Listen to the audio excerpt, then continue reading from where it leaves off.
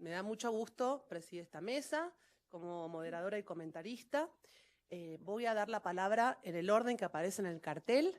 Tenemos la presencia de Don Bailey, tenemos a Rocío Vargas, a Claudia Maggia, a Guadalupe Correa Cabrera, y van a hablar en ese orden. Les voy a dar 15, 20 minutos a cada una y después vamos a abrir un espacio para preguntas y respuestas. La opinión de ustedes es muy valiosa, lo más importante que tenemos en esta mañana. Voy a presentar a cada una de las ponentes en el orden que aparece entonces en este programa. En primer lugar, Don Bailey es, en primer lugar en 2010 obtuvo su maestría en periodismo en the University of British Columbia y estudió la licenciatura en Women's Studies at First Nations en Simon Fraser University. Actualmente es estudiante de doctorado en la Universidad Autónoma de Puebla en México. Ha escrito para revistas y periódicos como The Guardian, Vancouver Sun, The Globe and Mail, BC Business Magazine, entre otros. Su trabajo en radio y televisión ha aparecido en Democracy Now!, Free Speech Radio News y CBC Radio. Ha contribuido como editora en The Dominio, única cooperativa de noticias independiente en Canadá, y es cofundadora de Vancouver Media Co-op. En 2008, Dawn trabajó como asistente de producción en el galardonado documental Under Rich Earth sobre la región de Intag en Ecuador. También ha trabajado como investigadora para Mining Watch Canada, Wide Open Exposure y Naomi Klein, entre otros. Le damos una muy cordial bienvenida. Muchas gracias. Es un placer estar aquí con mujeres, porque en general falta estas voces en los debates, pero para mi gusto también, pues, no para hacer mala onda con los hombres, pero estamos haciendo trabajo muy interesante, muchas mujeres, y vemos las cosas desde otras perspectivas. Entonces es un súper honor y muchas gracias a todos los que organizaron, todos ustedes por estar acá con nosotras, y a Guadalupe en particular por haberme invitado. Como ya mencionó, yo soy periodista de formación, ahorita estoy estudiando un doctorado, soy de Canadá, llevo como 12 años más o menos trabajando en Latinoamérica, pero igual pido perdón porque a veces me salen las palabras un poco, bueno, especialmente si me pongo nerviosa, que ojalá no va a ser el caso hoy. Tenemos 15 minutos, que realmente es muy poco, pero voy a tratar de resumir un poco lo que es la hipótesis del libro que tengo. El libro se llama Drug War Capitalism en inglés. Ya se tradució, o sea, lo traducimos al español. No tenemos un título, pero la traducción literal sería el capitalismo de la guerra en contra del narcotráfico, o la guerra en contra de las drogas. Y estamos ahorita platicando con varias casas editoriales aquí para que salga en México. Bueno, este libro es un trabajo periodístico, no es un trabajo académico, y surgió después de varios años cubriendo más que todo las empresas mineras canadienses en diferentes comunidades de Latinoamérica, de haber trabajado en Colombia, luego en México, y empecé a ver similitudes y quise hacer como algo un poco más profundo de lo que se puede hacer en un reportaje de 700 palabras o algo así. Yo lo que argumento en el libro básicamente es que hemos visto en Colombia como en México una alza en la violencia, en las tasas de homicidio, desapariciones, etcétera, desde acciones estatales, desde los estados. Que esa violencia del narco no surge de la nada, más bien surge de acciones como, bueno, Felipe Calderón, sus palabras exactas eran combate frontal a la delincuencia, pero que estas acciones estatales generan luego lo que es gran parte de la violencia que estamos todavía experimentando aquí en México. Yo lo que argumento en el libro, bueno, empiezo desde Plan Colombia en el año 2000 y le doy como un seguimiento, Plan Colombia, que termina la primera fase en el año 2006 y que aquí en México en 2007-2008 ya viene empezando la iniciativa Mérida, que es más o menos una política similar, casi igual por lo que sabemos, que viene siendo una política desde Washington, supuestamente para disminuir el flujo de narcotráfico, de drogas hacia Estados Unidos. Pero lo que argumento es que esa guerra no tiene como meta central realmente controlar el narcotráfico, que si realmente el asunto era la cocaína, o si realmente el asunto era la marihuana o la amapola, habría otras formas de controlarlo, como bien lo hacen como con tabaco, con alcohol, etcétera. Esas formas de guerra, de políticas supuestamente antidrogas, yo argumento que más bien son muy funcionales a la expansión del capital transnacional y por eso se vuelven a repetir y financiar desde Colombia hacia México. O sea, es decir, que Colombia no, o sea, a veces dice es fallido, esas políticas son fallidas porque sigue llegando la misma cantidad de droga. Y el argumento que tengo en el libro es que si estamos solo enfocándonos en la cocaína, pues estamos mal, estamos totalmente dentro del discurso oficial y ese libro sí trata de dar como una lectura a contrapelo de lo que está pasando y ver lo que ha pasado con el sector energético, por ejemplo, en Colombia, lo que está pasando en México y con otros sectores además, básicamente con el capital. Entonces, yo argumento básicamente que son 3 las formas de que Plan Colombia, la iniciativa Mérida, que también tiene su versión centroamericana, también hay uno en el Caribe, también hay un plan igual en África del Oeste en ese momento, promueven o hacen espacio más grande para el capital transnacional de 3 formas. La primera es a través de promover políticas, ciertas políticas, cambios de reglamentos. Aquí en México se ha usado mucho el discurso como se necesita la prosperidad para tener la paz, entonces ir dando reformas. En Colombia, después de Plan Colombia, admitieron desde Colombia y también desde Estados Unidos que Plan Colombia era una etapa antes, una etapa previa a la firma del Acuerdo de Libre Comercio, que a través de Plan Colombia lograron cambiar muchos reglamentos, que lograron más inversión extranjera. Entonces, estaban haciendo y están haciendo también con el sistema legal en México como Colombia estos cambios hacia un sistema oral, que también argumento que son funcionales o útiles al capital transnacional para ya estar trabajando aquí en ambientes legales que les garantiza de forma muy familiar a ellos, que no es llegar a trabajar en un sistema legal ajeno.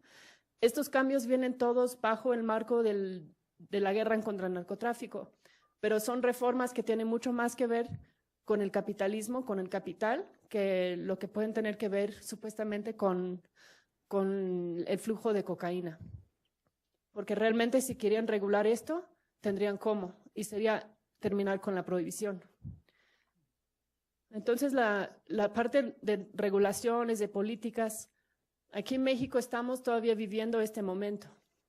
Durante Plan Colombia en México se privatizó, durante Plan Colombia en Colombia se privatizó Ecopetróleo, la empresa estatal, y también aquí en México han habido muchas privatizaciones, pero fue hasta después de Plan Colombia que ellos fueron admitiendo que fueron haciendo esto como parte de Plan Colombia, no fue durante, no fue en el mismo momento. Entonces aquí en México todavía estamos luchando un poco para hacer estas conexiones, pero la parte legal, esto sí se ha financiado directamente con dinero de la iniciativa Mérida, que es la transformación actual del sistema legal aquí en México. El segundo es el Plan Colombia como la iniciativa Mérida, promueve la militarización formal. Yo creo que es la parte más fácil de ver. En Colombia incluso, fuerzas especiales de Estados Unidos, bajo el marco de Plan Colombia, con dinero de Plan Colombia, entrenaron a soldados colombianos para resguardar un oleoducto que era propiedad de Occidental Petroleum. O sea, era muy descarado el uso de estos fondos supuestamente para combatir el narcotráfico, para militarizar y proteger inversiones, en ese caso de Estados Unidos. Aquí es un poco menos descarado, pero no mucho. Hemos visto la militarización formal a través del despliegue, por ejemplo, del ejército en muchos lugares aquí en el país, incluso lugares muy ricos, en diferentes materiales estratégicos, recursos naturales, etcétera. Los policías federales, que cuando entró Calderón eran más o menos 4,000 o 5,000 efectivos, ahora son arriba de 40,000. Y también la gendarmería, que ahorita anda especialmente con la misión de proteger instalaciones energéticas y mineras aquí en México y turísticas. La militarización es como por excelencia lo que se asocia, o sea, asociamos con ese combate frontal al narcotráfico, ¿no? Pero también yo creo que todos sabemos y desde nuestras experiencias, si hemos trabajado alguna vez en una comunidad o diferentes zonas energéticas o ricas en cualquier recurso natural, que estas mismas fuerzas militares o policías luego sirven para proteger a estas inversiones, a estas inversionistas, a estas minas, a estos oleoductos, etcétera. O sea, su justificación es combatir el narcotráfico, pero lo que quedan haciendo muchas veces es más bien proteger la inversión y más que todo la inversión de cierta fragmento del capital que argumento que es el capital transnacional. Para terminar, argumento que ya argumenté que es a través de la iniciativa Mérida, Plan Colombia, se promueve cambios de políticas, la militarización formal, y argumento que esa militarización formal genera un proceso de paramilitarización o un proceso de profundización del paramilitarismo ya existente. En Colombia es muy distinto hablar de paramilitares, pero lo que hemos visto es que el paramilitarismo es funcional al capital transnacional. Hay dos casos que documento un poco en el libro, que son ligados directamente con las industrias extractivas, que son los casos de BP, British Petroleum y Drummond, donde estas empresas usaron grupos paramilitares financiados por el narcotráfico, que se hicieron más fuerte todavía con esa guerra en Colombia, despojando a comunidades que no querían vender sus tierras en zonas de producción de carbón y donde quisieron poner un oleoducto. Es decir, que el paramilitarismo no es una insurgencia, es algo, se define por trabajar muy de la mano con fuerzas estatales. Y el argumento en el libro es que el paramilitarismo se ha demostrado algo funcional al capital transnacional. Aquí en México, desde el Estado se empieza a desplegar con Operativo Michoacán y todos los demás operativos que la siguieron, este combate frontal a la delincuencia, la militarización formal. Hemos visto muchísimos más cárteles de la droga aquí en México, con mayor armas, o sea, cosas que en comunidades, y ahorita estoy trabajando en La Laguna, en Torreón, donde nunca antes de eso se había visto granadas, bazucas, carrobombas, etcétera. Todo es como una respuesta desde los que están moviendo el producto a la militarización formal. Pero el argumento es que estos grupos, como ya hemos visto, y eso ya se está volviendo como parte de un análisis más común, más general, que mover el narcotráfico, mover drogas, perdón, no es ya se han diversificado mucho estos cárteles, y yo les prefiero llamar, o en algunos casos sí, a empezar a llamar los grupos paramilitares. Un caso muy claro de eso para mí es Ayotzinapa, donde el Estado argumenta que fueron los policías que agarraron a los 43 y que los pasaron ellos usan las palabras banda criminal, pero un grupo criminal armado con lazos directos con policías locales. Y de hecho, si leemos la investigación que ya salió del grupo de expertos, el primero, es muy documentado que muchos de esos criminales, de hecho, eran policías de Cocula. Eso es un grupo paramilitar, eso ya no es un cártel de las drogas. Entonces, cambiándole esta sola palabra, o sea, solo dándole ese toque de cambiar el palabra o la palabra cártel o grupo de crimen organizado así, por paramilitar, nos empieza a dar otra perspectiva que tal vez nos abre otras formas de entender lo que está pasando aquí en México. Pues con eso voy a terminar, hay mucho más, pero también quiero oír las demás y después podemos tener preguntas, y muchas gracias.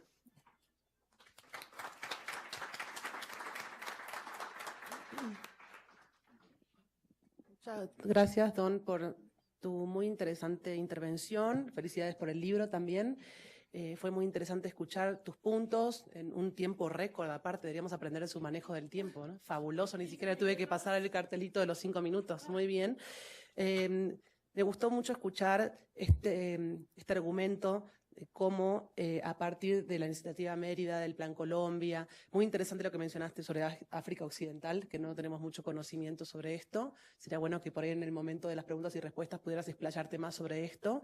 Cómo con esta excusa de proteger estos intereses, ¿no?, de la lucha contra el narcotráfico, al fin de cuentas lo que está sucediendo de manera encubierta es la protección del capital internacional. Bueno, tú lo llamas capital transnacional, pero en realidad básicamente son los intereses de Estados Unidos que están detrás de esto. Es un tema muy complejo, como ya has mencionado, un montón de actores están involucrados con redes y obviamente lo has resumido en menos de 15 minutos, pero bueno, sería entonces muy bueno volverte a escuchar cuando abramos entonces la discusión y ojalá que este público tan nutrido pueda participar. Muchísimas gracias, Don, y bienvenida al CISAN.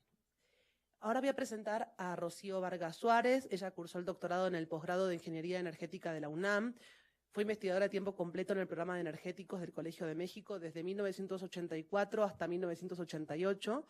Desde 1989 hasta la fecha es investigadora de tiempo completo del CISAN y es miembro del Sistema Nacional de Investigadores. Es profesora en el posgrado de Relaciones Internacionales de la Facultad de Ciencias Políticas y Sociales de la UNAM y de la FES Aragón. Fue invitada en 2012 a impartir un seminario en el programa de doctorado en Ingeniería y Desarrollo de la Universidad Superior de San Simón en Cochabamba, Bolivia. Cuenta con 100 publicaciones entre libros, capítulos de libro, artículos de diversa índole relacionados con su tema principal de investigación, que es el sector energético estadounidense y sus implicaciones para México. Entre las distinciones que ha recibido se encuentra la obtención del primer premio por concurso para realizar una estancia de investigación en la Universidad de Harvard, otorgado por el Center for International and Foreign Affairs de la Fundación México en Harvard en 1991 y formó parte del grupo de asesores internacionales del Foro de Energía del Consejo Económico de la Cuenca del Pacífico, PEC, en 1997. Fue seleccionada además para participar en el grupo de trabajo Partners in Trade, Progress Through Understanding y formó parte del grupo de asesores de la Commission for Environmental Cooperation de Montreal, Canadá. Ha realizado estancias de investigación en California State University, en Los Ángeles, California, y en el Centro de Energía y Electrotecnia de la Universidad de Sao Paulo, en Brasil. Para mí es un gran honor estar junto con mi colega del CISAN, a quien voy a presentar y dar la palabra en este instante. Muchas gracias, Rocío. Hola, sí, creo que sirve. ¿Tienes otro? Sí, ¿qué tal? Buenos días. Es un gusto estar en este foro. Creo que esta perspectiva femenina va a tener muchas coincidencias, como decía nuestra anterior participante. Bueno, yo voy a tratar de abordar el tema desde el punto de vista de la energía, sobre todo desde la reforma energética, intentando vincularlo a la cuestión de seguridad y sobre todo a partir de dos legislaciones que considero que son importantes e ilustrativas de este proceso que está viviendo México. Una se refiere a la Ley Federal para prevenir y sancionar delitos en materia de hidrocarburos de diciembre del 2015 y la otra, la implementación del mando único. La tesis, una de las tesis más importantes que yo estoy proponiendo es que en realidad son tales los cambios que vienen, que están siendo implementados en el sector energético a partir de la reforma energética del 2013, que realmente están organizando o conformando toda esta estructura contextual de poder duro y de poder suave, justamente para poder ser realizados, ¿no? Con toda la garantía a los inversionistas, sobre todo extranjeros. Esto es importante porque, como decía Valeria, en realidad no son cualquier inversionista. En realidad, este es el proyecto geopolítico de los Estados Unidos y es geopolítico porque tiene que ver con territorios, tiene que ver con espacio geográfico, tiene que ver con una geoestrategia hacia México, que es justamente la integración del mercado energético de América del Norte. Tiene que ver con mercados, tiene que ver con infraestructura crítica, tiene que ver con comercio exterior. Entonces, en ese sentido, es un proyecto geopolítico, ¿sí? Entonces, bueno, aquí la idea es que realmente han sido pocas las publicaciones que han abordado, digamos, toda la dimensión de los cambios, y a lo mejor no me va a dar tiempo más que sugerir algunos de ellos, de lo que se está viviendo en México y de hacia dónde vamos. Pero de una manera muy breve, para que ustedes tengan una idea de la dimensión, digamos, desde todos los planos, de lo que se requiere en México para implementar esta reforma. En primer lugar, la reforma energética constituyó, digamos, el quitar esta reserva que había quedado en la negociación del Telecán en 1992, por el cual habían quedado justamente reservadas las áreas estratégicas de la industria petrolera y eléctrica en México, es decir, todas aquellas que constitucionalmente eran prerrogativas del Estado mexicano por su carácter estratégico, ¿sí? En ese sentido, bueno, lo que implica esto realmente es un desplazamiento del Estado mexicano del sector energético en su conjunto, que no es poca cosa. En segundo lugar, solamente para mencionar muy rápidamente, porque nos podríamos pasar toda una mañana aquí revisando este caso, está realmente la cesión de reservas de yacimientos petroleros de México a través de la Ronda 0 y de la Ronda 1, a través de las distintas licitaciones. En la Ronda 0, pues el Pemex se quedó con el 24% de todas las reservas mexicanas, digamos en términos muy generales, pero de alguna manera está siendo inducido a través, digamos, de recortes presupuestales a transferir estas reservas a contratos privados a través de lo que se llama los farm outs y a través justamente de migrar hacia otras modalidades de contratos que van sobre todo para los corporativos transnacionales y nacionales privados. Entonces hay toda una, digamos, transferencia de estos recursos que son realmente la riqueza de México, ¿no? Por otro lado, a través de digamos, este mecanismo llamado Fibra E, se transfieren los activos de Pemex y de Comisión Federal de Electricidad, ¿sí? Hay en los hechos una pérdida de dominio eminente, ¿sí?, del Estado mexicano, y esto tiene que ver con fiscalidad, con parte de la fiscalidad, de perder la renta petrolera, que más o menos en términos gruesos y generales es un 70% del 100% que tenía el Estado mexicano antes a través de los ingresos del petróleo que entraban a Hacienda y que ahora, bueno, se tienen que compartir a través de los contratos con el sector privado, sobre todo transnacional. Pero es también una pérdida de soberanía y esto tiene connotaciones territoriales y pérdida de, digamos, una capacidad del diseño de políticas públicas y de regulación. Esto es la cuestión de la pérdida de dominio eminente. Hay un proceso gradual, pero muy claro, de aniquilación de Pemex y CFE. Esto ocurre básicamente a través de la reducción de presupuesto, a través de quitar el papel, que esto realmente fue el modelo de la reforma, quitar al Pemex el papel de operador, es decir, el que realiza las actividades de exploración y explotación. Y esto fue, digamos, uno encuentra en los documentos de los cabilderos de la reforma, este modelo, que justamente es el que se diseñó en la propuesta legal de la reforma y el que se implementa. Hay un régimen confiscatorio que quita a Pemex más del doble de sus ingresos petroleros, ¿verdad? Hay un proceso de endeudamiento hacia Pemex, de alguna manera se le induce a contratar deuda, que después, bueno, pues se distribuye en todo el resto del gobierno federal. Hay un contratismo exacerbado en el caso de Pemex, y últimamente hemos visto ya los despidos que van a alcanzar 10,000 personas de personal técnico y capacitado en áreas estratégicas de Pemex. Esto un poco lo comento porque a veces es difícil realmente observar con claridad lo que está pasando con un discurso que parece esquizofrénico, ¿no? Porque mientras uno oye, por ejemplo, que se le quitan 100,000 millones de pesos, en el mismo discurso uno escucha, pero es en favor de Pemex, es en beneficio de Pemex, ¿no? Entonces, realmente, para cualquiera que no está involucrado en todas estas cuentas, es difícil realmente concluir qué es lo que sucede. O tenemos esta idea de algunas manzanas podridas que por ahí van a ser demandadas, como es el caso reciente de Lozoya, de Romero Deschamps, como la causa de todo este quebranto de Pemex. En realidad es el producto de la reforma energética y es el objetivo y es el deseo de los corporativos transnacionales.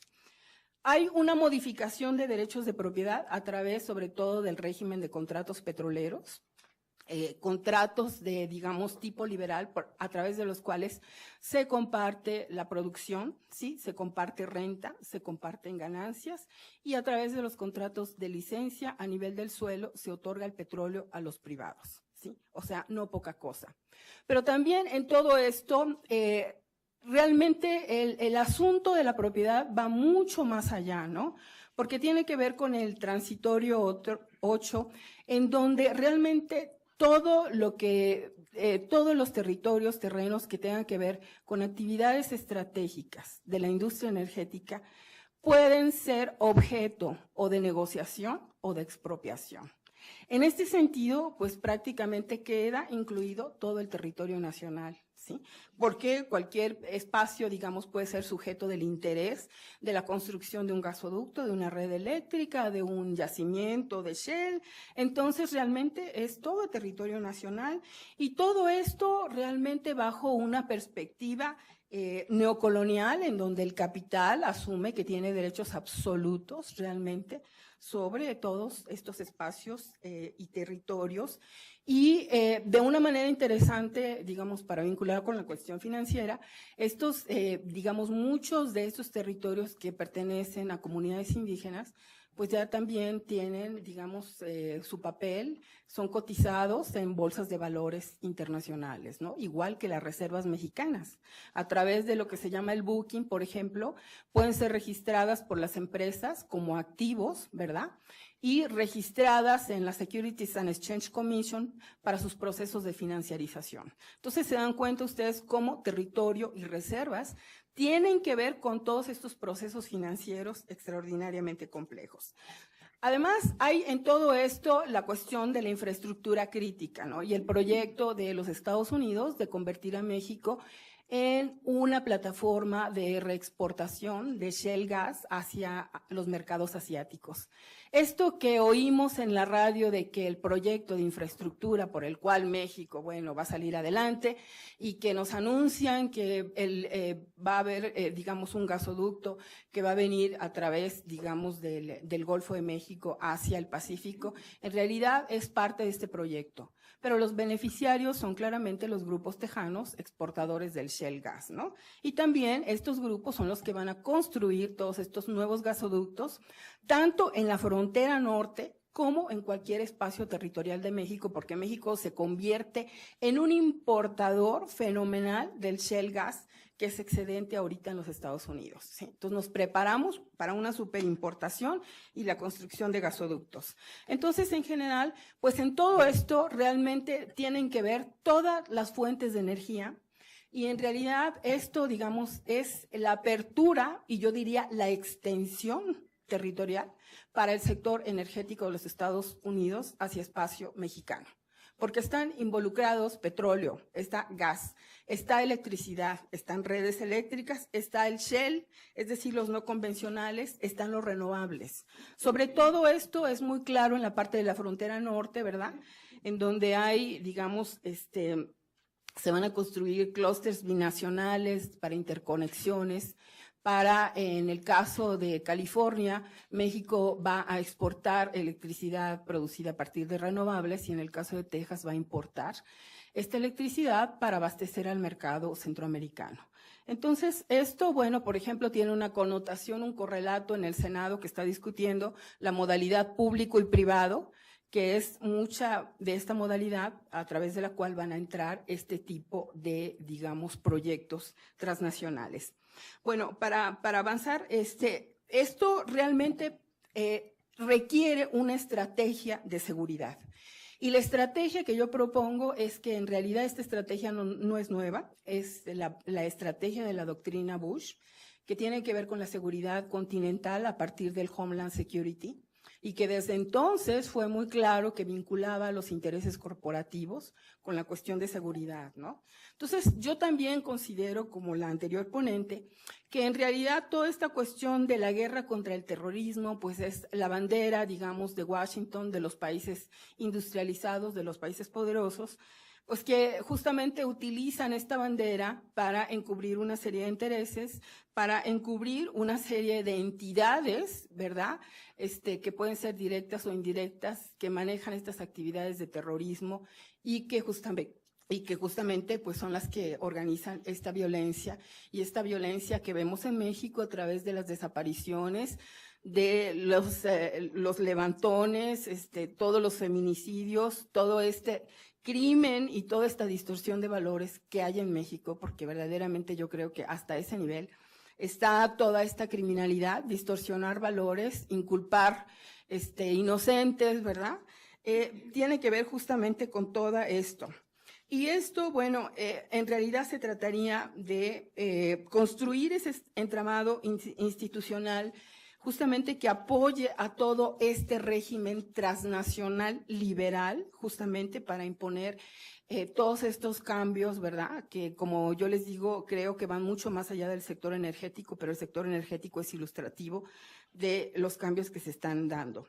En cuanto a la ley, sí me gustaría ilustrar y aterrizar en esto el tipo de cambios y que cómo tienen que ver con toda esta estrategia antiterrorista. En primer lugar, esto de alguna manera tiene el objetivo, esta ley, de garantizar los intereses que ya están en la industria petrolera y del sector eléctrico, ¿sí?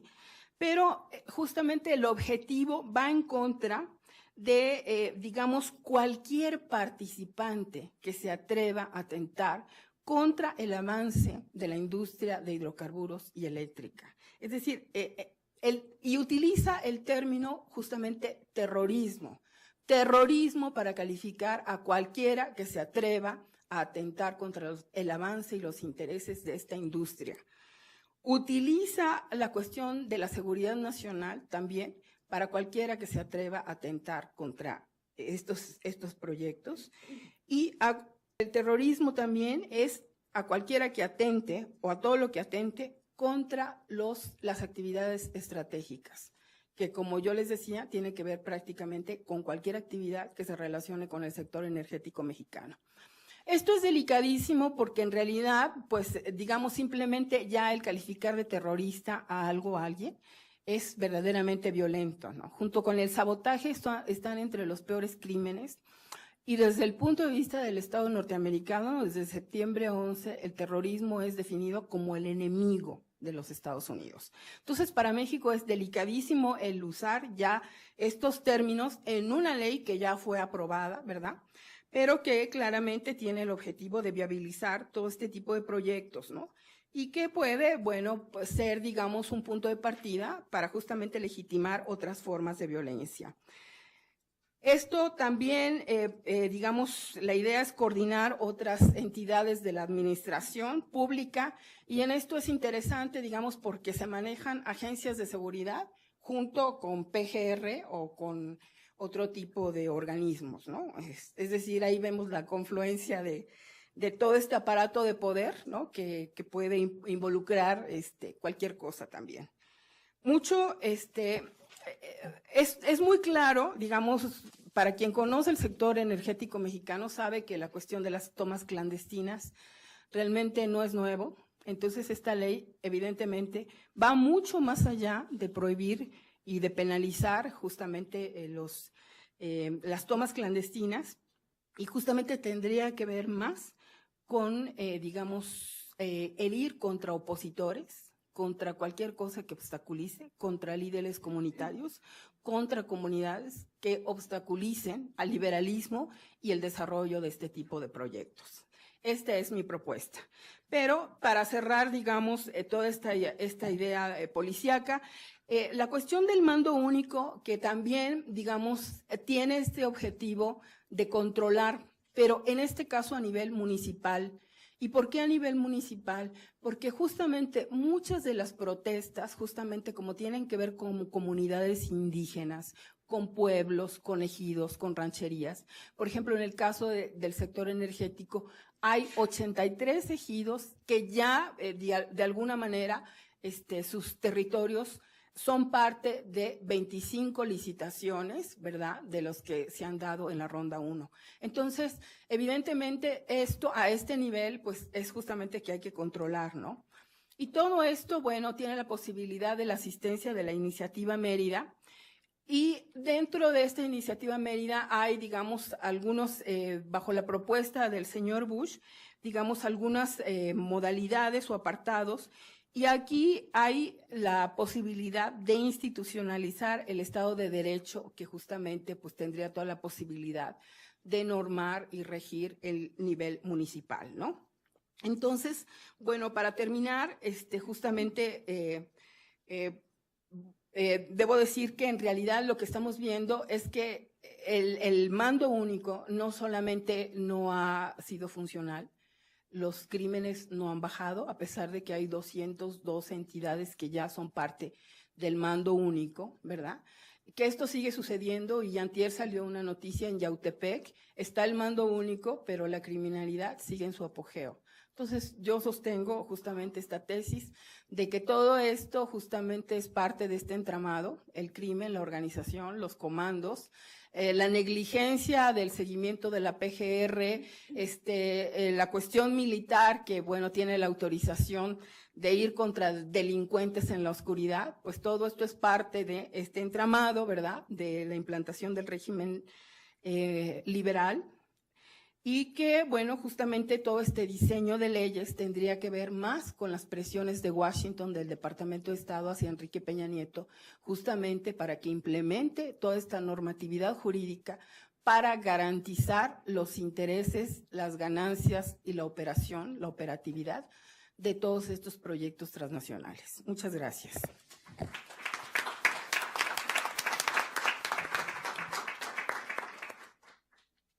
Muchas gracias, Rocío. Muy interesante tu presentación y además hemos visto muchos puntos que se vinculan con la presentación anterior de Don. En primer lugar, me parece muy interesante tu análisis que toca todos los niveles de nuestros análisis, desde las relaciones internacionales, desde el nivel, obviamente, transnacional hasta el nivel de los municipios. Es un tema, como ven, cada vez se complejiza más, ¿no? Vemos cada vez más presentaciones y el panorama es cada vez más turbio, más sombrío y además más enraizado. Me pareció muy interesante escuchar que el enemigo aquí está disfrazado bajo la rótula del terrorismo y cualquiera puede entrar en esa rótula del terrorismo para salvaguardar los intereses que obviamente son económicos, más allá de estos intereses de seguridad. Muy interesante que planteaste tu presentación en los dos puntos principales, ¿no? Este punto de ver toda la cuestión de los cambios a partir de la reforma energética y, por otro lado, el tema de la seguridad, del mando único, que lamentablemente no hemos visto resultados concretos, sino que, al contrario, estamos viendo que aquí la excusa es bajar al nivel de los municipios para poder salvaguardar estos intereses y aplacar estas manifestaciones en el nivel municipal. Y por otro lado, bueno, también mencionaste el tema muy interesante del neocolonialismo, ¿no? Porque aquí te parecería que entonces la Revolución Mexicana no hizo nada, ¿no? O sea, el dividir la tierra en ejidos al final no funcionó porque los intereses de los poderosos siguen estando ahí, ¿no? Y también los intereses, obviamente, transnacionales. Y como me señalaste muy bien comparando con la presentación de Don, aquí más que nada los intereses son, obviamente, estadounidenses. Muy interesante también el tema del gasoducto, que va a pasar si esto se concreta entre el Golfo y, bueno, con la idea de poder enviar este gas, bueno, y el petróleo sobre todo al Pacífico y también las conexiones norte-sur, ¿no? De Texas hacia Centroamérica. Entonces, por México pasa entonces todos los ejes transversales, es un tema fascinante que llegó para quedarse, por supuesto. Y podría seguir comentando hasta la noche, ¿no? O sea, es un tema que me apasiona y es muy interesante. Pero voy a darle ahora la palabra a Guadalupe Correa Cabrera. Vamos a seguir comentando esto más adelante con los participantes. Ah, perdón. Vamos a seguir el orden. Dije Claudia, perdón. Saqué la hojita de Guadalupe antes. Perdón, seguimos con el orden establecido. Voy a darle la palabra a Claudia Mayer. Ella es doctora en Economía por la UNAM, maestra en Economía por la Universidad de Missouri en Kansas City y maestra en Finanzas por la Facultad de Contaduría y Administración de la UNAM. Actualmente se desempeña como investigadora del CISAN y profesora de la Facultad de Ciencias Políticas y Sociales. Su línea de investigación se orienta hacia el estudio de la economía internacional, en particular hacia los cambios en el sistema financiero de América del Norte. Es autora de diversos artículos y capítulos en libros en México y en el extranjero, además de participar en distintos coloquios y seminarios nacionales e internacionales. Le damos la palabra. Bienvenida, Claudia. Muchas gracias a las organizadoras, Guadalupe y el propio CISAN, y gracias por la invitación. Gracias a todos ustedes por asistir a este seminario. quizá mi ponencia va a quedar un poco, no desubicada, pero más generalizada. ¿Por qué? Porque soy economista y me he formado en cuestiones teóricas y mi línea de investigación es más hacia las finanzas, aunque nuestras ponentes perfectamente logran captar las consecuencias de este nuevo cambio en las finanzas y en el capitalismo mundial y lo aterrizan muy bien en sus análisis.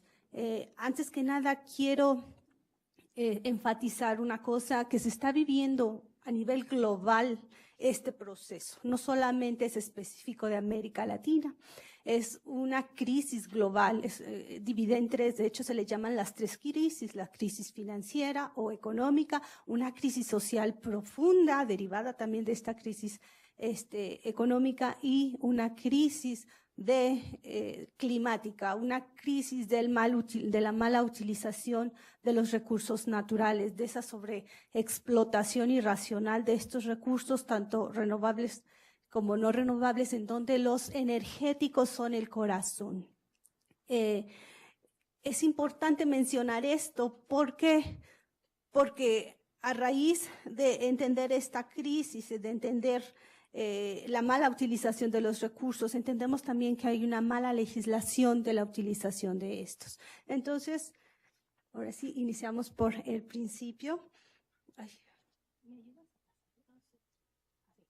Entonces tenemos primeramente que hay un cambio muy marcado a partir de los años 80, desde principios de los años 80, finales de los 70, llamado financiarización. Es un nuevo patrón de acumulación donde el corazón de la actividad son las finanzas. Finanzas a toda costa, finanzas financiando las finanzas, aunque suene redundante, pero así es. Y como esta mesa es sobre la ruta del dinero, pues habría que ver cuál era la ruta del dinero y el origen de esa ruta.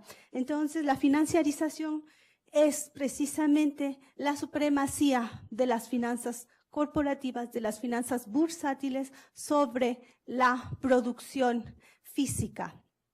Esto nos lleva a que tanto la naturaleza y los recursos naturales también se van a financiarizar, y después de ser actividades que eran para satisfacer las necesidades humanas, que ayudaban al desarrollo de las ciudades, de las comunidades o de la misma humanidad, se convierten ahora en activos financieros, puros civiles activos financieros.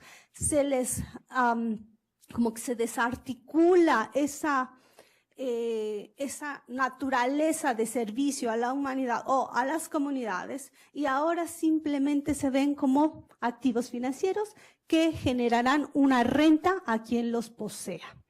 De ahí podemos entender quiénes van a estar a toda costa en lucha por poseerlos, ¿no? Por aprovecharse de esos recursos que les van a generar una renta financiera. ¿Y quiénes son los principales actores? Bueno, espero que se vea, creo que no se alcanza a ver muy bien, pero bueno, les voy a describir un poquito quiénes son esos grandes actores que van a estar encargados de concentrar o afianzarse, mantener la tenencia de estos recursos naturales, donde les decía el sector energético prácticamente es clave. Tenemos que dentro de las compañías más grandes del mundo en el 2015, las principales 4 mayores son bancos chinos, y ahorita vamos a entender en la línea que nos marcaba la doctora Rocío, la doctora Rocío, el por qué la nueva estrategia de Estados Unidos, contra qué se levanta esa estrategia. Cuando estamos viendo que las principales 4 mayores empresas, en este caso financieras, son chinas, y que desplazaron a los bancos estadounidenses que antes hace una década ocupaban ese lugar, ¿no? Tenemos después otros 3 grandes empresas estadounidenses, en su mayoría petroleras. Entonces, en esta lista que no alcanzan a entender, dentro de los 25 mayores o de las 20 compañías mayores del mundo, tenemos bancos y petroleras, ¿no? En las 4 mayores chinas le siguen las empresas estadounidenses igual, bancos y petroleras. Y esto no debe sorprendernos precisamente porque este binomio de unión entre bancos o entre finanzas y petroleras es lo que está rigiendo, digámoslo así, el comportamiento o la pugna porque se liberalicen los mercados energéticos, ¿no? Particularmente en México y en otras áreas de América Latina.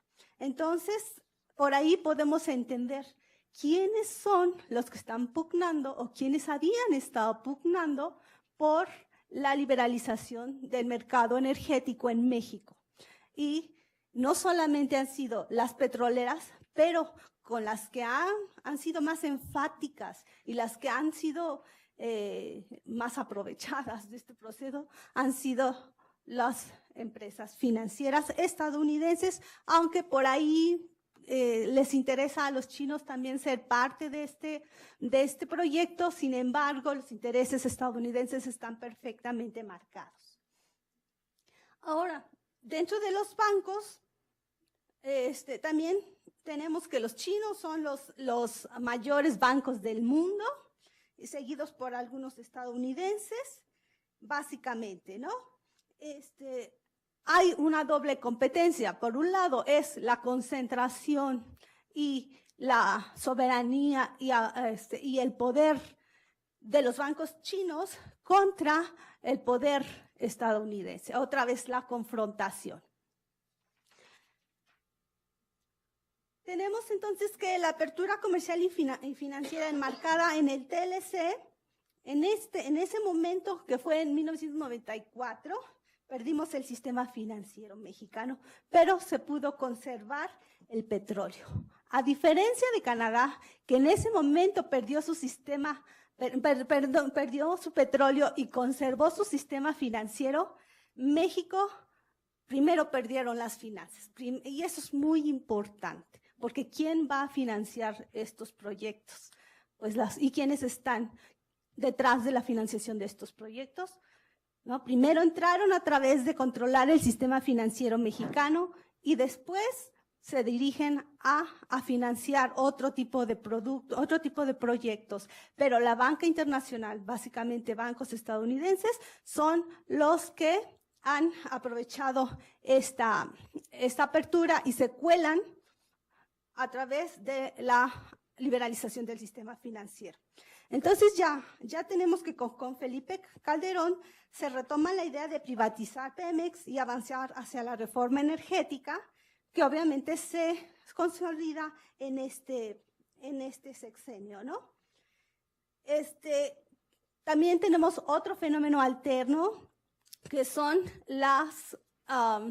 los altísimos precios del petróleo hasta antes de junio del 2014.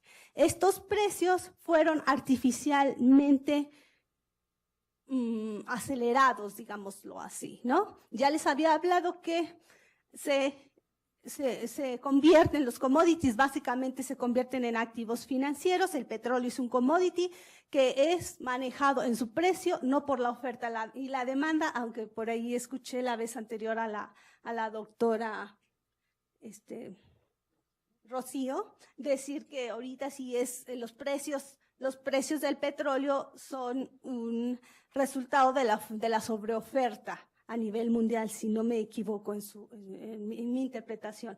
Pero hasta antes del 2014, básicamente todos los precios del petróleo se fijaban en los commodity exchange. Curiosamente, después de la crisis financiera de Estados Unidos en el 2014, bajan por un periodo, o sea, de 140, a ver si logramos, creo que tengo ese dato.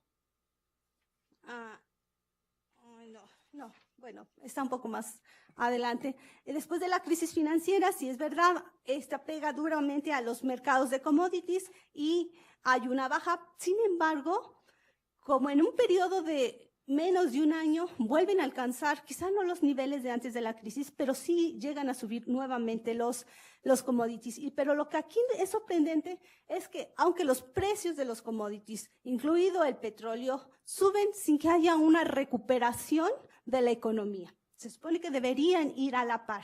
¿Qué nos está diciendo esto? Otra vez, la manipulación de los precios a través de estos grandes empresas financieras que básicamente se dedican a la especulación. O sea, es a través de la especulación que se manipularon los precios del petróleo.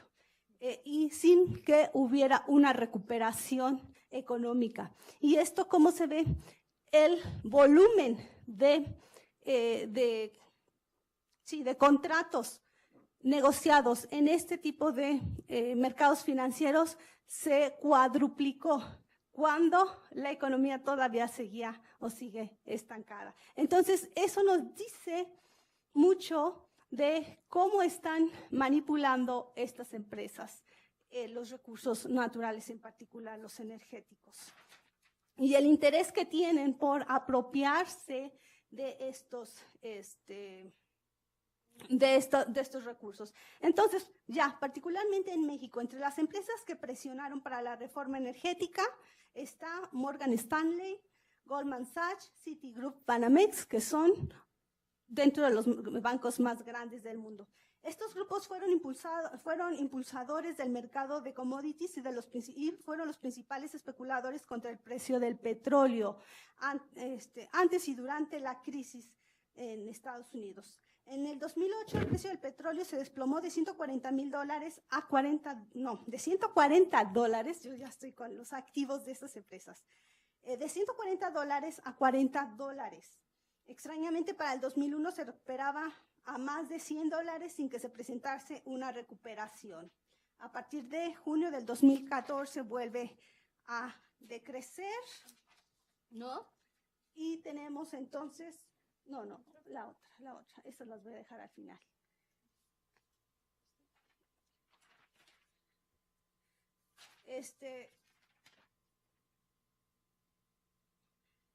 Hay quienes afirman que la expansión de las petroleras y firmas financieras hacia los países como México es un asunto simplemente de seguridad nacional. Y sí, en parte tienen razón, es parte de la estrategia, pero ya no lo veo como parte de la estrategia de Estados Unidos. A estas alturas del partido es muy difícil hablar de naciones, porque ahora para entender el mundo hay que hablar de empresas. Se ha dado dentro del mismo México una privatización del Estado que se subordina al actuar de las empresas o se subordina a los intereses particulares de las empresas, ¿sí? Básicamente financieros. Y si a través de eso, para alcanzar un determinado volumen de ganancias, tengo que actuar privatizando el petróleo, lo voy a hacer.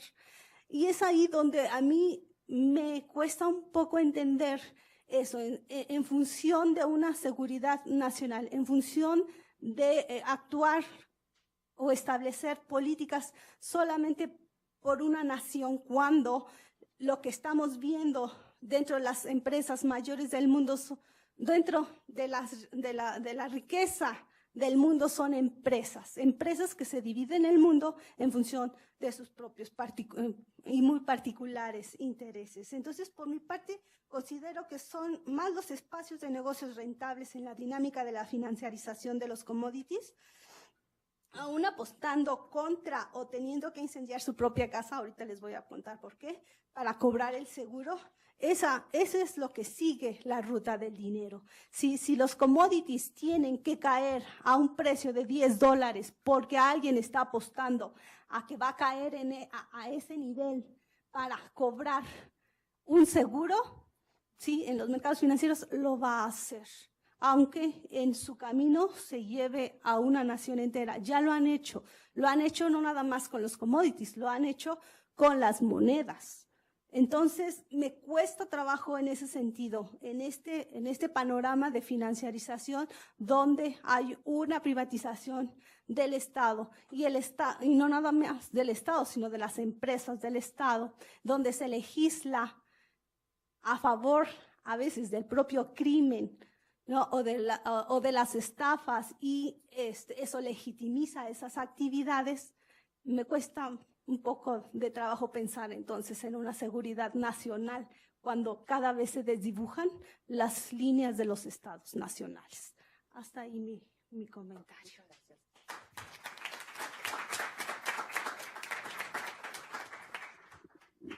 Muchas gracias, Claudia, porque has introducido más actores al panorama, sobre todo muy interesante que has abordado el tema de las petroleras, que bueno, obviamente ya había sido abordado, pero sobre todo también el tema de los bancos chinos. Entonces se sigue complejizando este análisis.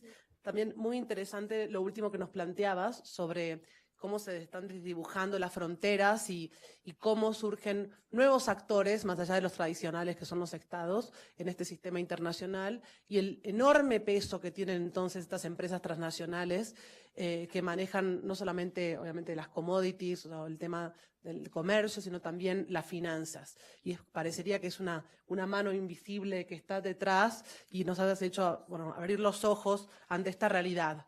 Muy interesante presentación. Muchas gracias. Ahora sí, finalmente voy a dar la palabra a Guadalupe Correa Cabrera. Ella obtuvo su doctorado en Ciencias Políticas por The New School for Social Research. Es profesora asociada del Departamento de Asuntos Públicos y Estudios de Seguridad de la Universidad de Texas, RGV, Campus Brownsfield. Sus áreas de especialidad incluyen relaciones fronterizas México-Estados Unidos, narcotráfico, migración, seguridad y energía. Entre las materias que imparte se destacan políticas públicas en la región fronteriza México-Estados Unidos, relaciones México-Estados Unidos, Centroamérica y el Caribe, política pública de administración pública comparada, política latinoamericana y política de los hispanos en Estados Unidos. Su libro más reciente se titula Democracy in Two Mexicos, Political Institutions in Oaxaca and Nuevo León, publicado por Palgrave Macmillan en 2013. Actualmente es investigadora principal en un proyecto de investigación para estudiar el crimen organizado y la trata de personas a lo largo de las rutas migratorias del este de México, apoyado por la Oficina contra la Trata de Personas del Departamento de Estado de los Estados Unidos. Guadalupe, también bienvenida al CISAN y vamos a escucharte, estamos muy ansiosos. Gracias. Muchas gracias, Valeria. Muchas gracias por tenerme aquí. Y bueno, quisiera primero que nada felicitar a mis compañeras porque este panel ha sido muy diferente a los que suelo presenciar. La mayor parte, obviamente, la participación es más masculina y tienen otras perspectivas y un poco más de cuidado en decir algunas cosas que son obvias. Y mis compañeras han realmente dicho lo que deben decir y no han tenido ningún miedo de decirlo. Estoy muy orgullosa de haber podido, bueno, yo orgullosa porque yo las invité gracias también a Silvia Núñez, que me presentó a Rocío y a Claudia, y creo que fue lo mejor que me pudo haber pasado. Acabo de terminar un libro, el día de ayer lo mandé a la editorial, que se llama Los Zetas Incorporados, en la University of Texas Press. Es un libro escrito en inglés sobre los mismos temas y vamos todas en el mismo canal, parece ser. El libro que ayer entregué me ha tardado bastante tiempo. Probablemente Don Paley se haya cansado de escuchar que estoy escribiendo un libro. Yo creo que desde que nos conocemos estoy escribiendo este libro, pero afortunadamente ya lo entregué. Algunos cambios habrá, pero en el camino pues he encontrado gente tan interesante como Don Paley. Yo trabajo en la Universidad de Texas del Valle del Río Grande, antes llamada Universidad de Texas en Brownsville, y estoy ahí al ladito de Matamoros, Tamaulipas. Y cuando yo llegué ahí, exactamente yo llegué en el año de 2009, la segunda mitad de 2009, y la guerra de los Zetas, como le dicen los periodistas, empieza en el año de 2010, los primeros meses, enero, febrero del año 2010. Bueno, formalmente. Entonces empezamos a experimentar muchas cosas porque vivo en la frontera y mi casa está a 10 minutos caminando del puente fronterizo. Yo desde mi casa en 10 minutos llego a la ciudad de Matamoros, Tamaulipas. Y muchos de mis alumnos que llegaban a mi clase, algunos dejaban de venir y llegaban conmigo a contarme algunas historias. Y me pareció me sorprendió que esto estuviera sucediendo. Nunca nos imaginamos lo que estaba pasando. Yo estudiaba la violencia política, estudié el estado de Nuevo León y lo presenté como uno de los estados más estables, más progresistas, en muchos sentidos desarrollados, y comparé al estado de Oaxaca. De pronto, este país se nos incendió, y se nos incendiaron estados que nunca habían estado incendiados. Y la frontera fue un punto claro. Entonces empecé a estudiar un poco las cuestiones de seguridad, cuestiones fronterizas y sobre todo narcotráfico. Y desafortunadamente me tocó estar pues al lado de la cuna del cártel del Golfo. La cuna de los Zetas es Nuevo Laredo, porque ahí se establecieron y se hicieron fuertes, pero surgieron por parte del cártel del Golfo y formaron después la compañía. Entonces, este libro se llama, y va mucho en el sentido de lo que acaban de decir mis compañeras, se llama Los Zetas Incorporados, porque analizo a los Zetas como si fuera una empresa. Como bien dijo Claudia, no se puede entender esta nueva realidad si se piensa en narcos o si se piensa solamente en ciudadanos. Tenemos que pensar en las empresas, porque desafortunadamente las empresas son aquellas que rigen nuestras vidas. Y por eso me sorprende cómo mucha gente que ha cubierto lugares tan peligrosos sigue hablando de narcos, sigue hablando de cabecillas, que uno mató al otro, que el Chapo Guzmán, y todo lo que los medios de comunicación nos presentan con respecto a una realidad que realmente se crea. Y en realidad lo que importa es lo que han dicho mis compañeras. Este libro se llama Los Zetas Incorporados, una compañía criminal transnacional, el sector energético en México y una guerra civil en México. El argumento de mi libro es que México, a partir de un modelo paramilitar de orden transnacional, que son los Zetas, se genera una guerra civil por la respuesta del Estado, y como dice Don, esta violencia es una violencia de Estado. Hablo también de la cuestión del paramilitarismo, la cuestión del terrorismo sin utilizar, la cuestión de generación de terror, para no entrar en cuestiones políticas, la utilización del término terrorista, pero en realidad este libro se enfoca en las empresas. Todos tenemos visiones similares, creo que concordamos en los temas básicos, concordamos en la cuestión de las políticas de Estado y cómo eso llega realmente a beneficiar al gran capital transnacional, pero cada una de nosotros vemos el tema de maneras distintas. Yo lo veo como una cuestión de empresas. ¿Quiénes son los Zetas? Y probablemente ahorita los Zetas ya no suenen como antes. Ya no vemos cabezas, ya no vemos Zetas, ya no vemos la Zeta, ya no vemos cuerpos desmembrados, arrojados en carreteras, colgados en puentes. Parece ser que ya no existen los Zetas. Y la narrativa oficial nos presenta a los Zetas como este grupo que ya se desmanteló, funcionó la estrategia de Felipe Calderón, y en la segunda etapa con Enrique Peña Nieto ya no tenemos Zetas. Ustedes conocen a una empresa que se llama Constellis, una empresa transnacional de seguridad llamada, una empresa transnacional, una corporación llamada Constellis Incorporated. ¿Alguien conoce esa empresa? Todos saben, todos conocen una empresa llamada Blackwater, ¿verdad? Bueno, Blackwater ahora es parte, lo que fue Blackwater, cambio de nombre, se llama Exit Services y después ahora se llama Academy. Academy ahora forma parte de un conglomerado de empresas que se llama Constellis Incorporated. Los Zetas, y eso es lo que hago en mi libro, es explicar esta empresa criminal transnacional, explicar los efectos de un modelo paramilitar criminal y de las reacciones del Estado en la generación de terror, generación de violencia, para generar, como dice Don, yo me baso mucho en el marco que nos abre su trabajo periodístico, como dice ella, pero es un trabajo muy riguroso, es un trabajo mucho mejor que muchos trabajos académicos que he visto sobre seguridad. El trabajo de Don está muy bien documentado, porque ella se va a todos los archivos, todos los documentos que tienen que ver con Plan Colombia, con CARSI, con la Iniciativa Mérida, y ella va a los lugares, platica con las personas, lo ve desde un punto de vista hemisférico. Ella analiza el caso de Honduras, el caso de Guatemala, el caso de México y el caso de Colombia, y genera un marco conceptual para entender lo que es el capitalismo narco. Yo lo que quiero entender bajo ese paraguas, y por eso a ella la cito en varias veces en mi texto, es entender a esa empresa y entender qué es lo que generó esa empresa en el caso particular de México. Yo no lo hago a nivel hemisférico, yo lo hago a nivel de México. Tiene 3 partes, como bien lo dice el subtítulo del libro. Una empresa criminal transnacional. Explico desde los orígenes del cártel del Golfo, cómo surgieron los Zetas, cómo surge esta fuerza distinta que reconfigura la delincuencia organizada en el hemisferio. Estos grupos criminales paramilitares que diversifican sus actividades y que no se dedican al tráfico de drogas per se, y que generan un modelo que se va expandiendo y que, por ejemplo, ahora ya no se habla de Zetas, pero se habla de un grupo llamado Cártel Jalisco Nueva Generación, que sigue el mismo modelo de los Zetas. Los Guerreros Unidos, los Rojos, son grupos que no son grupos de narcotraficantes como lo fue el cártel de Sinaloa, como lo fue el cártel de Tijuana.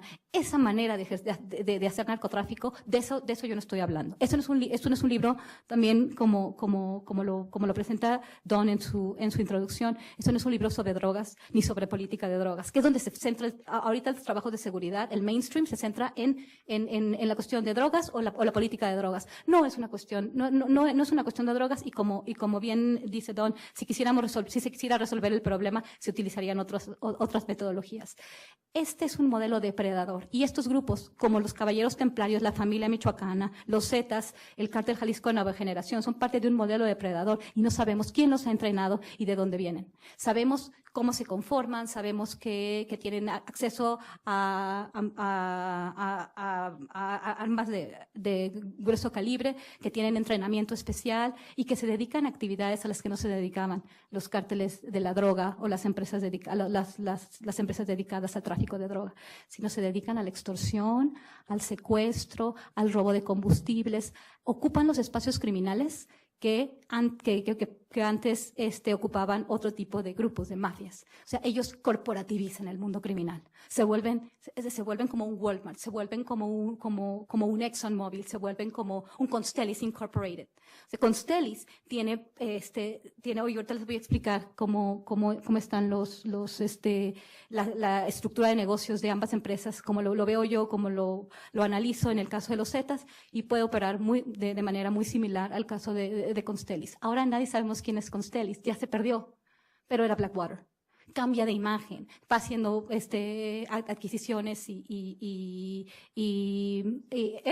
fusiones, adquisiciones, todo ese tipo de cuestiones. Este no es un libro tampoco como el libro de Tom Wainwright, Narconomics, que es realmente una cuestión muy, muy, muy superficial. Este libro habla sobre esas empresas, pero esta es una empresa muy particular, porque la cuestión militar, el paramilitarismo, lo que genera este tipo de empresas, la reacción del Estado es muy importante. La segunda parte de este libro hablo de una guerra civil moderna. Este libro es un libro académico, por lo tanto tiene muchos elementos, muchos autores, y la segunda parte, la primera parte está escrita con material periodístico, básicamente, porque los periodistas son realmente los que nos ayudan a los académicos a generar nuestros marcos teóricos y a generar toda esa información. Entonces, la primera parte es realmente analizar a esta empresa, analizar sus orígenes, analizar lo que significó, y la segunda parte, con literatura de guerras civiles, llego a la conclusión de que estamos hablando de una nueva guerra civil. Las nuevas guerras civiles cuyo objetivo no es político, es económico, pero es político, por eso es una guerra. No es tan sencillo ver los espacios políticos, no son guerras como antes, no son guerras ideológicas, son guerras económicas, pero que se insertan en el Estado, y finalmente, como es parte del Estado, es una cuestión política. ¿Quién declaró la guerra contra las drogas? El Estado mismo. Se la declaró a los criminales paramilitares que existen en el país, a los supuestos cárteles de la droga. ¿Quién declaró la guerra en México? No podemos hablar de una guerra, y hablamos de una guerra civil porque hablamos de civiles matándose unos con otros. Hablando con Don y también con Don Paley el día de hoy, y hablando del tema de la comarca lagunera, pensando en Juárez, pensando en Tamaulipas, pensando en Veracruz, pensando en todos los desaparecidos de esta guerra, en la magnitud, en las dimensiones de esta guerra, y en la cuestión de que es una cuestión por recursos naturales, pero que viene dentro que involucra al Estado y que se toman decisiones políticas que tienen muchas ramificaciones, no solamente en ese tiempo, sino ahora mismo. La posibilidad de que tengamos un estado de sitio, de que se declare un estado de sitio, de que se nos restrinjan nuestras libertades civiles, todo eso fue a partir de una guerra civil moderna. Y entonces, bueno, eso sí, no quiero aburrirlos mucho con la discusión, pero esa es la segunda etapa. Este señor, Osiel Cárdenas Guillén, fue la persona que trajo a los Zetas como su brazo armado, y esta empresa, como también platico de cómo esta empresa al final forma la compañía, se independizan cuando Osiel Cárdenas Guillén es extraditado a los Estados Unidos y siguen operando juntos, pero operan en compañía. Son la compañía. Entonces, es interesante ver, hablando de empresas, estoy hablando de una compañía. En el caso de Michoacán, también la empresa formó a la familia michoacana. Estamos hablando de empresas, es muy interesante. O toda esa similitud. Y luego, ahorita voy a decir con unos mapas, porque realmente como estábamos hablando, como estaba diciendo Rocío, es una cuestión geopolítica. Tenemos que entender esto con mapas, ubicando ductos, ubicando reservas estratégicas, ubicando obras de infraestructura. El Plan Nacional de Infraestructura 2014-2018 nos puede decir perfectamente qué es lo que está pasando. Y entonces hay una coincidencia entre esta violencia que supuestamente se genera por una pelea entre esta compañía, que es el Cártel del Golfo de los Zetas juntas, contra la Federación. Muy interesante, ¿verdad? La Federación se llama, es esta coalición de cárteles de la droga que están en contra de la compañía y que los encabeza el cártel de Sinaloa con el cártel de Juárez, el cártel de Tijuana. Luego finalmente todos ellos se pelean, pero en realidad era en un momento todos contra la compañía. La compañía y la Federación crean una guerra que supuestamente el Estado ya debe de eliminar. Entonces, tenemos que, a partir también de este modelo, se empieza a militarizar la delincuencia organizada transnacional, se declara una guerra contra las drogas. En realidad, la violencia, acabamos de escribir un artículo, y es un artículo cuantitativo, donde mostramos que la variable más importante de la generación de violencia, por lo menos usamos una base de datos que luego se descalificó y que fue creada por el mismo gobierno de México, que realmente la variable que nosotros le llamamos la variable del Estado es el mayor generación de violencia, obviamente si se enfrenta. Obviamente también hablo en el libro de lo que implica la guerra civil moderna. Hago menciones al libro de Don, se apruebo, o sea, también defiendo la idea del paramilitarismo y de la paramilitarización primero y luego del paramilitarismo, porque tenemos evidencia de paramilitarismo vinculado directamente con el Estado. El paramilitarismo puede ser por omisión o por dejar pasar, o por una cuestión realmente de vinculación del Estado con estos grupos armados sin uniforme. Y esto también lo estamos viendo. Vemos en los diferentes tres tipos de paramilitarismo, los analizo en el libro, y ese tipo, el Estado, formalmente las Fuerzas Armadas, los paramilitares como los Matacetas, como lo fueron los Matacetas, como que de ahí se hace fuerte el Cártel Jalisco de Nueva Generación, como lo fueron los Rudos en su momento, y como pasa en muchos lugares, por eso tantos desaparecidos. La Marina sin uniforme ha cometido muchas desapariciones, de acuerdo con algunas fuentes informales. Pero tenemos esta guerra, ¿y cuál es en realidad el resultado de esta guerra? Cuando llega Enrique Peña Nieto, se acaba la guerra, se empieza una nueva era, empieza la era de México como una potencia económica, mover a México, transformar a México, y la reforma energética como el gran paradigma de esta nueva administración. Este mapa de paramilitarismo criminal, que no incluye el Cártel Jalisco de Nueva Generación, incluye los territorios dominados por los Zetas. Esta es la zona de influencia de los Zetas que llegó a ser cuando existían los Zetas, como cuando existía Blackwater, pero ahora ya no está escondida. Y estas son las cuencas más importantes de reservas de hidrocarburos, coincidentemente con el área que ha llegado a dominar estos grupos y que llegó el gobierno fue el enemigo número uno del Estado mexicano, los Zetas. Y realmente se genera lo que dice Don. Las comunidades huyen despavoridas, el número de desapariciones y desapariciones forzadas, porque ambas han existido en este país. El libro de Mastro Giovanni ha sido excelente en ese sentido. Y el Estado de Tamaulipas ha sufrido de esto muchísimo. Tengo un capítulo exactamente sobre el tema de Tamaulipas. Ese probablemente es el capítulo que más vale la pena del libro, porque es el estado que más he estudiado y ya lo conozco todo, casi. Y la cuestión es uno de los estados más ricos en hidrocarburos, Veracruz y Tamaulipas. Y esos son los estados de los que más ha sufrido esta violencia. Aquí están las reservas de gas Shell en México, las reservas estimadas y probadas también son a Z. Porque también la cuestión del gas, y también algún estudio, ya no me da tiempo, ya me estoy pasando los 5 minutos, pero es que lo que pasa es que acabo de terminar este libro y es muy, muy detallado con las cuestiones del gas, del petróleo, pero más el gas. El gas es particularmente importante porque el gas, esos son los ductos esos son los nuevos ductos. Les dije a quien me hizo estos mapas que pusiera los Ramones. Los Ramones exactamente pasa por Camargo. La guerra por Tamaulipas empieza en Camargo, donde todas las familias corren despavoridas, queman casas. Fue una cosa espantosa. Por ahí exactamente está pasando el ducto de los Ramones. Toda esta infraestructura no va a ser de la que vamos a crear nosotros. Al principio nos va a venir, como bien dice Rocío, el gas natural desde Estados Unidos, pero como se puede en Booking Research, es ¿cómo se dice? Reservar, ¿cómo se dice? La frase en español, registrar reservas. Registrar reservas en realidad es una forma de privatización para que los puedan poner en parte de sus activos. Porque después de que nos manden y le manden a Centroamérica también el gas natural, ellos van a tener el control de las reservas de hidrocarburos. Aunque realmente la cuestión que estaba diciendo, que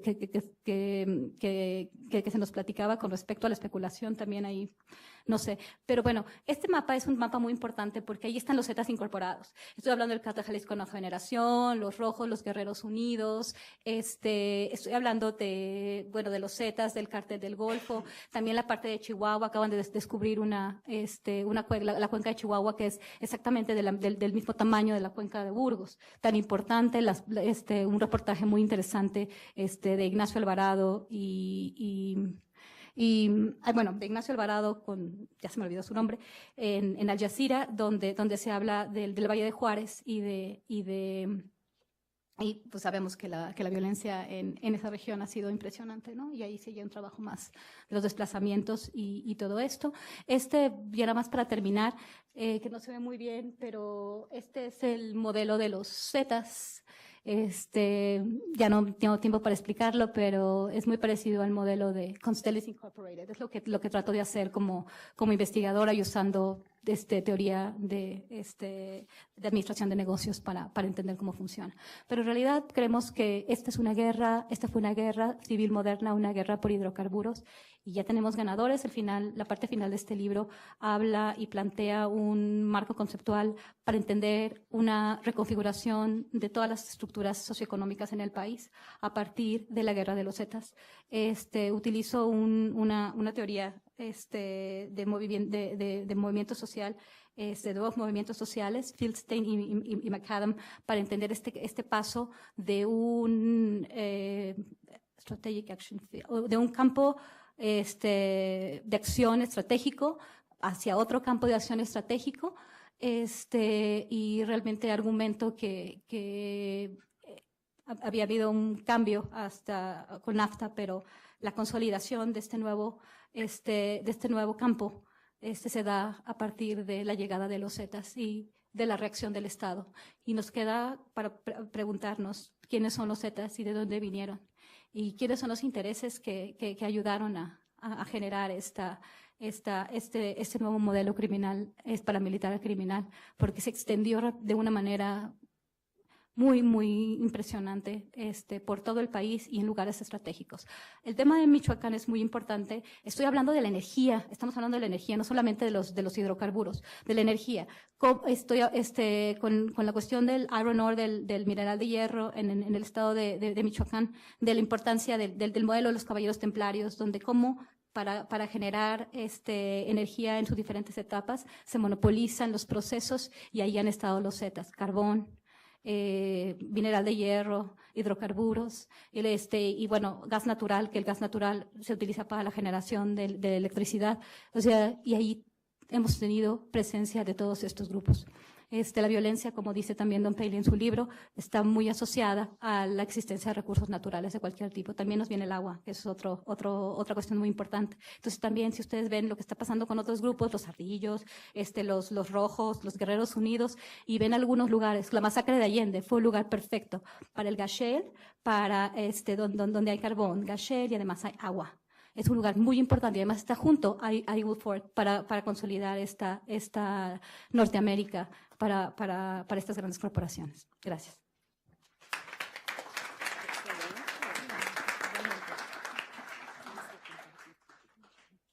Muchas gracias, Guadalupe, muy interesante, y con esto obviamente se cierra nuestro círculo del análisis y has realmente introducido obviamente nuevas variables aquí a todo este complejo panorama. En particular, creo que todo se resume a las 3 letras de Inc., ¿sí? Ver a los Zetas como una empresa, y aquí obviamente se juntan las 2 variables, la seguridad y los temas económicos y energéticos, ¿no? También muy interesante que nos visites desde la frontera, ¿no? El lugar, ¿no?, muy álgido de todos estos problemas, sobre todo desde el Golfo. Y también, bueno, es muy interesante que hayas presentado este análisis viéndolo desde una perspectiva también temporal, o sea, los cambios que se han suscitado sobre todo a partir de esta nueva administración. Y esto me da pie para hacer mis análisis finales, que no me quiero expandir porque realmente hay mucha gente presente que seguramente tiene muchas preguntas para hacer a la mesa. Voy a sintetizarlo en 4 puntos principales. El primero, me gustaría obviamente abordar una de las cuestiones más importantes, que este es un tema muy complejo que debe ser abordado desde una perspectiva multidisciplinaria. Y esta mesa es un ejemplo de ello, ¿sí? Acá empezamos a ver un análisis desde el periodismo de investigación. Realmente yo admiro mucho a los periodistas de investigación y sobre todo a las mujeres que se meten en estos temas tan candentes en los tiempos que corren. Entonces, hemos visto este tema abordado desde el periodismo, desde la ingeniería, abordado ahora desde las relaciones internacionales, también desde la economía y las finanzas, y por último, desde una formación desde la ciencia política. Y por supuesto que hay otras variables y matices desde otras disciplinas que ellas también están tocando aquí. Por otro lado, creo que quedó muy claro el póster de nuestra presentación, que nos quedó muy bonito. Ustedes habrán visto primero este foquito con energías renovables, habrán dicho, ¿qué tiene que ver las energías renovables con todo este tema? Por supuesto que sí, Rocío mencionó que no estamos hablando acá solamente de hidrocarburos, o sea, de petróleo, de gas, de carbón, sino que también esto tiene que ver con toda la matriz energética, incluyendo también a las renovables. Y entonces aquí hemos hablado de estos grandes ámbitos de la discusión de hoy, el ámbito de la seguridad, el ámbito económico, financiero, y también cómo esto tiene repercusiones sociales sobre todo, y también una repercusión política muy importante. Como mencionaba Claudia, aquí no estamos hablando solamente del Estado, estamos hablando de otros actores que son a veces más poderosos que el Estado y que están incidiendo en este análisis. En tercer lugar, me gustaría mencionar la multiplicidad de actores, ya un poco lo abordé en mis comentarios particulares de cada una de las ponencias. Una multiplicidad de actores que, por supuesto, aquí el principal es Estados Unidos y los intereses que tiene nuestro país, pero además China y sus bancos, y también, por supuesto, a las petroleras estadounidenses, sobre todo, pero también de otros países, sobre todo europeos. En el caso de México también desglosamos este actor en una multiplicidad de subactores, desde el tema desde el Poder Ejecutivo, también desglosado en todas sus secretarías, en particular la Secretaría de Energía, la PGR, el Mando Único que mencionó Rocío, pero también no nos podemos olvidar de la sociedad civil por estas repercusiones sociales que tiene este gran problema. Y también quiero recordarles a todos aquí presentes que nosotros formamos parte de la sociedad civil.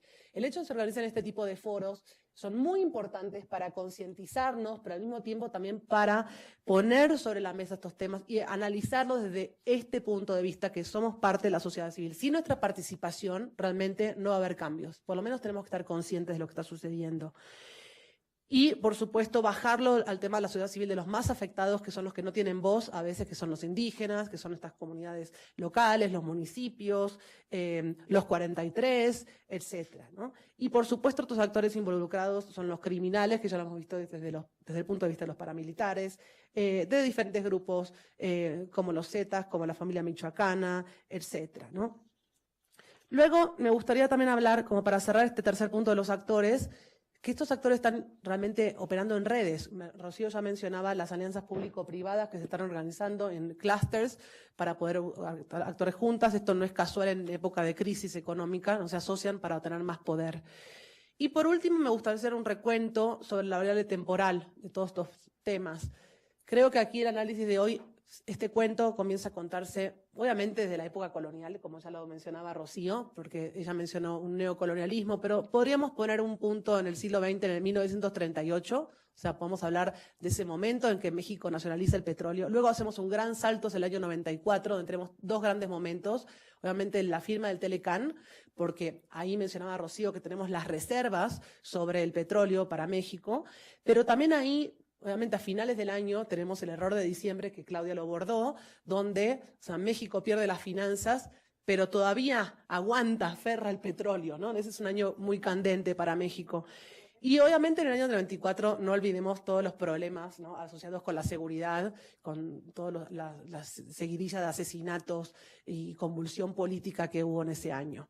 Por otro lado, otro punto importante de corte es el gobierno de Calderón. Sobre todo, bueno, lo que abordó Guadalupe, el momento de la guerra contra las drogas entre 2006 y 2012. Acá tenemos el auge, como mencionó Don, de la iniciativa Mérida, el Plan Colombia, en su realmente apogeo. Y también en 2008, la gran crisis financiera internacional, sobre todo 2007-2008, desde Gran Bretaña, Estados Unidos, Canadá, y cómo afecta esa crisis financiera también a México. Y por último, el otro gran corte es el gobierno actual, la administración actual, que como bien mencionaba recién Guadalupe, de manera muy gráfica, ¿no?, con sus imágenes, tenemos entonces un momento de cambiar el panorama, ¿no?, tratar de olvidarnos un poco del tema de la seguridad. La imagen es mover a México, el tema energético. Esto es un país de primera, un país que se va a convertir en una potencia energética, aunque bueno, no tiene con qué porque el petróleo se está acabando, pero entonces ahora el shale gas parece muy interesante. Las renovables, ¿no? Este es otro tema para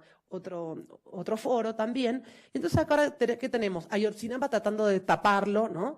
Y muy interesante como concluimos esta presentación de hoy con los dos mapas superpuestos que nos presentó Guadalupe, ¿no? El mapa en el Golfo de los problemas de la seguridad, de los enemigos, el terrorismo, pero al mismo tiempo, cómo coincide ese mapa con los recursos estratégicos. Estos recursos que más que nada ella mencionó, obviamente los hidrocarburos, y bueno, como esto coincide con las áreas muy calientes de este país, que son Tamaulipas, Veracruz, pero el resto del Golfo. Y cómo esto obviamente promueve, incita a la violencia. Entonces, para culminar, entonces podemos decir que este fue un foro femenino, ¿no?, un foro verde, femenino, hablando de temas del hard power, que realmente no es muy común, como todas mencionaron, es muy raro que se organicen foros exclusivamente femeninos para hablar de estos temas duros de alta política, donde entonces se enraizan un montón de ámbitos, desde la seguridad, lo económico, lo energético, que inciden en lo social y en lo político, y estos son temas realmente muy actuales que lamentablemente no se van a quedar aquí, que van a seguir. Entonces yo los invito realmente a analizarlos, a que se concienticen, a que sigan las noticias, pero que vayan más allá, que tratan de seguir estas líneas que hoy se presentaron aquí, estas manos invisibles que cada una de ellas presentaron hoy. Las felicito y ha sido un honor para mí moderar y comentar esta mesa. Muchísimas gracias. Pasamos ahora a una ronda de preguntas y respuestas. Vamos a pasar el micrófono. Vamos a tomar primero 3 y luego otras 3. Sí, gracias. Felicidades por el tema. Lo presentaron muy completo. Quiero recordar solamente una cosa. Ahorita que están hablando de cómo se van a distribuir y vender petrolíferos, en particular la gasolina, quiero recordar que están hablando de que se van a distribuir por tren. Y quiero recordar que en los 90s se pierden todos el sistema ferrocarrilero. También era un sector estratégico y también se pierde junto con el sector financiero. Entonces, quiero hacer ese comentario por si quieren ustedes también. ¿Te podrías identificar, por favor? Eduardo Pérez, Economía. Pido a todos que se identifiquen y que hagan preguntas muy concretas, por favor. Fausto Kubli, de aquí del CISAN. Me gustó mucho la presentación de las 5. De verdad, hay muchas cosas que surgen alrededor del el movimiento que significa un conflicto armado para México y también este patrón energético que se está desarrollando a partir de la desincorporación de Pemex, la desmantelación de toda la industria energética. Recientemente estuve en Chihuahua y recorrí una parte que está entrañada en la Sierra Tarahumara, y en todo el camino que sigue al tren y la carretera está haciéndose ahorita un gasoducto muy importante que va a conectar justamente la cuenca de Chihuahua con el puerto de Topolobampo, ¿no? Y ese va a ser justamente la distribución de gas hacia el Pacífico. Y justamente cruza uno de los lugares más emblemáticos del narcotráfico. Este triángulo dorado que está entre Sinaloa, Chihuahua, Durango y tal vez una parte de Sonora. Entonces, el mismo mapa que refleja Tamaulipas también está ahí en Chihuahua. Y 3 lugares comunes veo entre el narcotráfico y la reforma energética en México. Lo voy a hacer muy rápido para no tomar tanto tiempo. El primero es que en ambos casos existe un frenesí competitivo. El frenesí competitivo entre los narcotraficantes es algo cultural, es saber quién es más macho, a ver quién tiene más armas, a ver quién mata más, a ver quién tira más cabezas, y eso ha desbordado mucho la violencia. Y también entre las empresas existe ese frenesí competitivo de a ver quién explota más, a ver quién lucra más, a ver quién capitaliza o renta más sus inversiones, ¿no? El otro aspecto que veo aquí en México, además de ese frenesí competitivo, es una oferta delictiva o una oferta que llama a no obedecer las leyes, y eso está hilado con una ausencia institucional, que es el tercer elemento. ¿Qué quiere decir esto? Que cuando una persona es capaz de desaparecer a una mujer, sabiendo que la policía no va a investigar, sabiendo de que no van a más que levantar un cadáver, sabiendo que no va a haber huellas dactilares, que no va a haber conclusiones ni nada, pues eso hace que la delincuencia se oferte. Y en un contexto de frenesí competitivo, pues va a haber mucho más y más violencia. Entonces, igual la ausencia institucional en las corporaciones hacen que contaminen, hacen que desplacen, hacen una gran cantidad de acciones antisociales que seguramente están o que van a repercutir tal vez en mayor grado. Entonces ahí están 2 problemas muy bien identificados que ustedes señalan, ¿no? Tanto la ausencia del Estado mexicano en el cumplimiento de las leyes y también pues esa competencia tan absurda que tiene este modelo capitalista, ¿no? Solo un comentario. Sí, buenas tardes, León Alemán. A mí nada más me gustaría comentarles, no sé, sería bueno, no se tocó el tema del agua. Creo que ahorita es más importante que lo que ya tenemos. A lo mejor ya no tenemos que describir lo que ya pasó o se está pasando. Tenemos que proponer soluciones. Y ahí es donde nos conviene ver el tema del agua, tal vez ahorita el recurso natural, no, tal vez no, el recurso natural más importante o la materia prima más importante. Se omitieron en las diapositivas las grandes inversiones que se están haciendo desde hace mucho tiempo para apoderarse de las cuencas hídricas, y eso pasa por México. Entonces sería bueno que empezáramos a ocuparnos en esa parte y no que nos pase como siempre en todo. Después la tengamos que describir ya cuando tengamos el problema. Muchas gracias. Vamos a pasar ahora a las respuestas.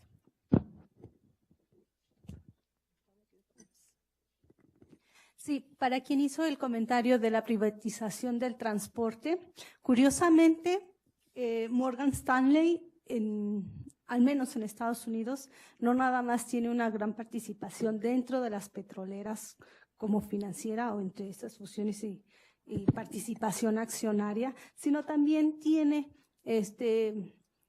una fuerte participación en algunas empresas de transporte.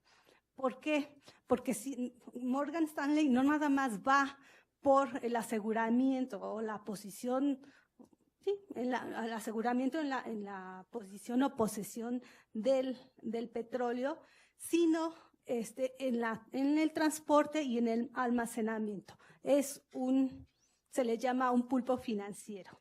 O sea, está diversificado donde es una compañía financiera, propiamente es un banco de inversión, pero con inversiones muy fuertes dentro de las petroleras y dentro de estos otros sectores para cerrar el círculo de transporte. No dudo que por ahí en México estén con los ojos puestos también en la forma de transportar, no solamente a través de los oleoductos, pero por estos transportes terrestres, ¿no? Eso implica meterse a los estados financieros, implica meterse a la composición de sus acciones, o bueno, qué participación tienen en qué empresas. Y eso prácticamente lo hacen por debajo del agua, lo hacen muy oculto. Esto es irle buscando y rascándole, y esto me lleva acá, y bueno, con esta información puedo reforzar esta otra, pero es otro fenómeno que se da en la competencia de estas grandes empresas, la opacidad de la información.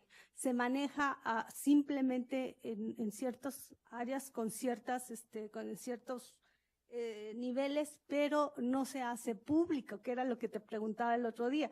Tanto la forma de operar estas empresas como la legislación y la regulación de estas empresas. No se hace público, todo se hace bajo el oscurito que decía Fausto. Entonces, eso es complicado, pero eso no quiere decir que no se está haciendo, ¿no? Y con relación al agua, curiosamente, las mismas empresas que están detrás, que les mencioné, que es Morgan Stanley, Goldman Sachs y Citigroup Banamex, son las que están impulsando la privatización del agua, pero muy vinculados a los grandes políticos mexicanos que no son políticos, son CEOs, son al estarse privatizando el Estado, se está vendiendo estas cuestiones estratégicas o estos sectores estratégicos del propio Estado, y han puesto a empresarios de políticos que están muy bien llevando a cabo esas negociaciones con las contrapartes extranjeras.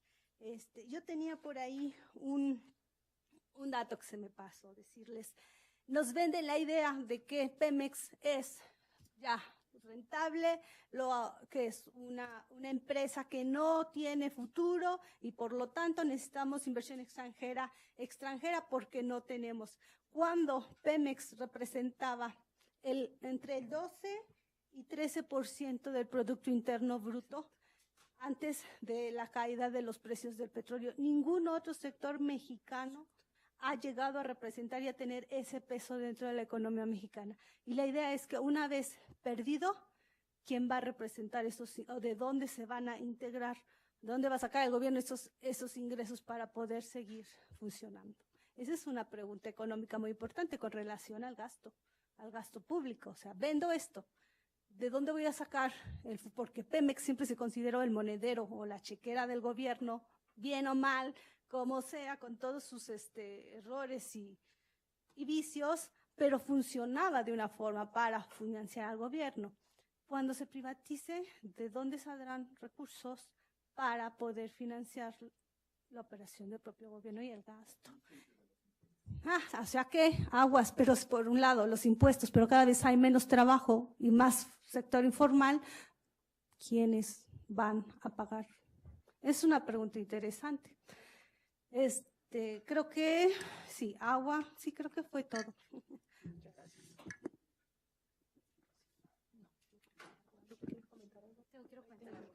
Hablando del tema del agua, a veces no nos alcanza el tiempo para decir tantas cosas. Yo empecé tratando de tratar de entender qué pasaba con el narcotráfico, porque me habían dicho que era una guerra contra el narcotráfico, y me habían hablado de que estábamos hablando de narcos, ¿no? Me hablaban de Osiel Cárdenas, de Tony Tormenta, de Sierra, de del Z40, me hablaba de toda esta gente. Y poco a poco fui entendiendo que la violencia se da por otras cuestiones. El tema del agua en particular. Nosotros sabemos que en el año 2011 hubo una matanza muy importante, una masacre muy importante en el estado de Coahuila, en el municipio de Allende, donde, de acuerdo con algunas estimaciones, porque los datos oficiales, como cualquier guerra, pues es una muy pequeña fracción con respecto a la magnitud de los eventos. Por eso también es una guerra. Este lugar es un lugar que es abundante, como dije, en gas, en carbón y además en agua. ¿Cómo se puede dedicar uno a la cuestión del gas shale? Con agua. Se trató de pasar en el año 2014. En el año 2014 se hizo una propuesta para cambiar la ley del agua y para realmente también beneficiar a los intereses transnacionales para poder hacer el uso de estas cuencas y para poder privatizar toda esta cuestión, tratando de limitar un poco lo que tenemos como derecho al uso del agua. Creo que es básico. En el estado de Guerrero también tenemos mucho eso. Vemos comunidades que son desplazadas completamente. Hace poco salió un documental excelente, un artículo excelente del estado de Guerrero por Vice, hablando de toda una comunidad desplazada que fue metida en un hotel en Chilpancingo, el diplomático. Y la descripción que hace el periodista de esta zona hermosa, donde no les faltaba nada, donde tenían mucha agua. Eso me quedó muy grabado, ¿no? Muchos de los desplazamientos se están dando en lugares donde hay agua. Si uno lee el plan de infraestructura de Tamaulipas, que es un plan de energía de Tamaulipas, es muy interesante ver que 2 de sus mayores obras hidráulicas van a ser en la región de San Fernando. San Fernando, Tamaulipas, por su riqueza, por la cuenca de Burgos, por la riqueza que tiene de hidrocarburos y porque ahí se van a hacer estas presas para desarrollar ahí o sea, mucho de la extracción, se necesita mucha agua. Es muy interesante, ¿no? Que ahora el plan de infraestructura de Tamaulipas, el plan de energía de Tamaulipas, sea otra historia. Antes teníamos mapas de cuántos se morían, ahora tenemos mapas de cuántas presas, de cómo vamos a utilizar los recursos, de cómo vamos a generar energía. Sí, es un recurso humano y ahí está esta contradicción tan grande en las legislaciones y desafortunadamente este mundo está dominado por las empresas, por las grandes corporaciones. A ellos no les interesa el derecho humano, el derecho es el que ellos tienen, el derecho humano del agua. Sí tenemos un derecho humano, pero también ellos tienen un mayor derecho. Ahora, no hay que olvidar que en cuanto al uso de la tierra, si tú tienes tierra ya no va a ser, o sea, si hay hidrocarburos ahí por una cuestión de interés nacional, todas las tierras tienen que ser negociadas. Si no se negocian en 180 días, más bien, si no se llega a un acuerdo con las empresas en 180 días, el gobierno está dedicado a negociar. El único amparo que se ha dado es un amparo por una empresa transnacional de origen nacional, que probablemente pierda ese amparo, que fue AMSA. AMSA también con un deseo de participar en la extracción de gas shale en lugares donde había carbón, o sea, donde hay carbón, donde ellos tienen sus concesiones. Entonces, vamos a ver cómo sale esto, pero todo el esquema, todo el esquema está haciéndonos a un lado como seres humanos. Si tenemos que plantear opciones, tenemos que plantear soluciones. No es que quiera ser pesimista, pero sí estoy en un punto donde no sé cómo podamos hacer todo esto. Existen iniciativas como Chihuahua contra el fracking, el movimiento movimientos contra el fracking a nivel nacional para protegernos, para proteger al ambiente, para proteger al agua. Y a veces veo que con toda esa violencia, teniendo crimen organizado, paramilitares criminales, o sea, con armas de alto calibre y también el ejército, la militarización per se, que también operan como militares y operan como paramilitares en diferentes partes del país. El caso de Allende es impresionante y tenemos que seguir investigando qué es lo que pasó en esa ocasión. Creo que creo que tenemos que, lo veo muy complicado, porque como ciudadanos no tenemos armas de alto calibre. Cuando se habla de seguridad ciudadana, el mainstream, la seguridad ciudadana, una vez me pidieron que hiciera un artículo sobre Tamaulipas y la seguridad ciudadana, y digo, ¿cómo? Entonces vamos a meter a los ciudadanos en la seguridad. Si los metemos a este tipo de cuestiones, estamos eximiendo al Estado de su papel. O sea, el monopolio legítimo de la violencia, asegurar la seguridad de los ciudadanos. O sea, es muy difícil que podamos resistir cuando hay armas de alto calibre, cuando se están generando una guerra, cuando están armados los enemigos. Es muy complicado. Creo que sí hay maneras de hacer un cambio. Creo que el darlo a conocer, el hablar de esto, el generar conciencia, nos va a hacer que apoyemos esas iniciativas y que no estamos ahí con nuestras redes sociales hablando mal de Trump. O sea, que Trump, pues eso es lo de menos. O sea, nos va a faltar el agua. O sea, realmente, ¿cómo el gobierno va a hacer frente a sus compromisos con la sociedad y hacerle gasto público cuando están privatizando Pemex completamente? O sea, con un discurso completamente falaz, como bien lo dice Claudia. Nada más para terminar, de nuevo, estoy muy sorprendida y muy agradecida con las personas en este panel, porque me abrieron los ojos a muchas otras cosas y sabemos que no estamos solos, ¿no? Que podemos compartir y tener conciencia de algunas cosas y bueno, todas las compañeras de esta mesa son mujeres, mis otras 4 compañeras, y pues les agradezco mucho a ustedes y a la audiencia por haber estado aquí. Muchas gracias. Bueno, haciendo uso del micrófono, voy a Rosita, ¿querías comentar algo ahora? Quería, hacer otro comentario. Yo creo que también este panel, por los comentarios sobre todo, está dando pie a que organicemos otro tipo de eventos que realmente se disparan de estos temas. En primer lugar, con el tema del agua, muchas gracias por el comentario, por las preguntas. El tema del agua se vincula, por supuesto, con la producción de hidrocarburos, ¿no? El tema del shale gas y la utilización del agua. Eso sería muy interesante que, Rocío, convocaras a un seminario sobre estos temas, ¿sí? Y además también sería bueno poner otros mapas traslapados, sobre todo los mapas de las comunidades indígenas que habitan donde están los recursos estratégicos, y también otra vez poner otros mapas superpuestos de la violencia, del desplazamiento de comunidades y también del aprovisionamiento de estos recursos por parte de las compañías extractivas. Entonces, creo que esto sería muy interesante y además se podría comparar con otras latitudes, no solamente con México. Por ejemplo, de donde yo provengo, ¿no? Del Cono Sur, ahí existe el acuífero de Guaraní, que es uno de los grandes reservorios de agua dulce, y ahí mismo está la triple frontera. O sea, ahí también tenemos un traslape entre los temas de seguridad y cómo Estados Unidos está diciendo que eso es un foco terrible para el terrorismo internacional y al mismo tiempo también se traslapa con el mapa de los energéticos y del agua. Entonces, como ven, los vamos a seguir convocando a estos seminarios y seguiremos con esta pasión y organizando foros tanto femeninos como masculinos y mixtos.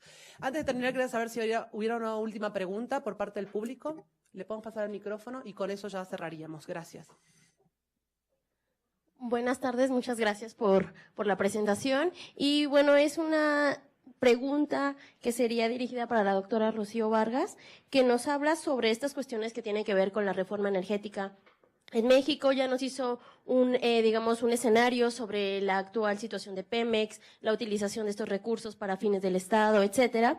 Y si bien recordemos que, también lo comentaron las otras panelistas, el Tratado de Libre Comercio de América del Norte pues funge como un eje central para lo que son la relación de integración de América del Norte. ¿Cuál sería su opinión, doctora, respecto a que si bien en un momento hubo el establecimiento de reservas constitucionales o basadas bajo el elemento constitucional de México para no negociar el sector energético directamente en este tratado, cuál sería, a raíz de las nuevas modificaciones internas del país, el futuro de la integración energética en América del Norte? Gracias. ¿Podrías decir tu nombre, por favor? Cintia Fuentes. Cintia Fuentes, de FESACatlán. Muchas gracias. Bueno, es una pregunta muy amplia. La cuestión aquí hay que ver que, digamos, hay una cosa que es de jure y otra realidad de facto con México, ¿no? En 92 no se comprometió la cláusula de proporcionalidad que sí aceptó Canadá, pero en los hechos en México ha sucedido lo mismo, porque se quitaron, por ejemplo, los límites a la plataforma de límite de producción y de exportación, sobre todo con un solo destino. Y en realidad, si uno ve en la historia, realmente el 85% de todas las exportaciones petroleras ha sido dirigido al mercado estadounidense. Entonces, realmente, que México la haya comprometido o no, pues no fue el gran logro, porque en los hechos realmente nosotros dirigimos y seguimos dirigiendo las exportaciones para garantizar la seguridad energética de Estados Unidos. En cuanto a qué va a suceder con las reservas, pues aquí yo creo que en primera hay que entender que el discurso sigue manteniendo que los recursos del subsuelo son de la nación, y generalmente esto es lo que conoce el pueblo de México, la nación mexicana, porque es lo que quedó en la Constitución. Con este tipo de contratos, la diferencia es que a nivel del suelo, estos recursos pueden ser privatizados, de hecho son privatizados. Es decir, por ejemplo, con los contratos de licencia, a través del concepto de transmisión onerosa de hidrocarburos, a nivel de boca de pozo, es decir, del suelo, el privado toma todo el petróleo y solamente paga al Estado una regalía y un impuesto sobre la renta. Con los acuerdos de producción compartida se comparte, pero las negociaciones en México han sido tales por la caída del precio del petróleo, porque no hay voluntad de negociación, realmente de entregar en bandeja de plata prácticamente todos los recursos. Ante esta actitud, porque sobre todo es una actitud que refleja el gobierno mexicano, que refleja nuestras autoridades, realmente es considerado como un gran logro en las licitaciones el traer a los empresarios para que participen. Que bueno, no está mal la inversión extranjera, ¿sí? Digo, eso nadie lo cuestionaría. Sin embargo, ¿cuál es lo que tiene como contraparte la inversión en estos proyectos?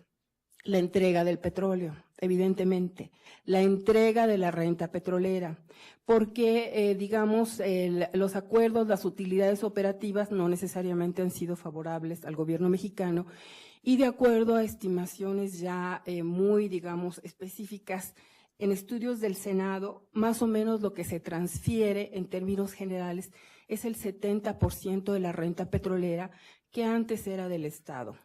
Según Víctor Rodríguez, el otro día que estuvimos en un foro, a través, digamos, de los acuerdos de producción compartida, viéndolo no solamente desde el punto de vista financiero monetario, sino del producto que se comparte, el petróleo, lo que se entrega al privado es un 80%. Y además, por ejemplo, este tipo de contratos permiten que el privado, que la transnacional, por ejemplo, se le pague el 60% de todos los costos que va a presentar al Estado mexicano, lo cual es un porcentaje altísimo desde el punto de vista internacional, pero además, en realidad, la manera en que las transnacionales sacan la ganancia de león es justamente a través de costos de producción. ¿Por qué? Porque no hay ninguna entidad que realmente pueda cotejar estos costos de producción. Entonces pueden hacer pedazos a los estados simplemente a través de este rubro de costos de producción.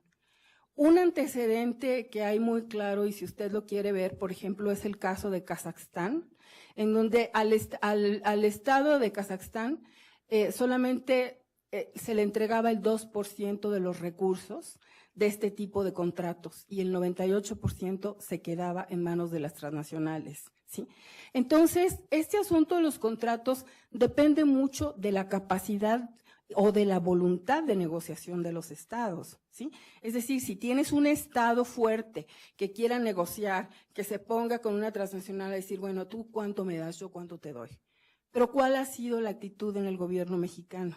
¿Cuál ha sido la situación, sí, ante un gobierno que no ha, digamos, logrado lo que ha prometido, es decir, grandes inversiones, que los grandes corporativos mexicanos se interesen todos en invertir, que vengan así las grandes inversiones, y una situación, digamos, petrolera por el precio internacional del crudo, que ha sido desfavorable para el Estado mexicano, ha sido poner todo en bandeja de plata. La actitud ha sido de entrega, no de negociación. Entonces, ¿qué se puede esperar en un contexto de ese tipo? No mucho. ¿Sí? Gracias. Bueno, lamentamos que nos tengamos que despedir de esta manera tan triste, pero bueno, lo importante es que nos concienticemos. Muchísimas gracias a todos por su presencia y los esperamos nuevamente muy pronto. Gracias a todos.